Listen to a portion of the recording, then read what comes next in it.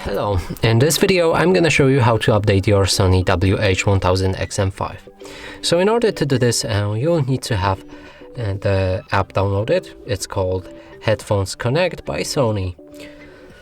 After that, the headphones needs to be plugged or connected to this device and enabled.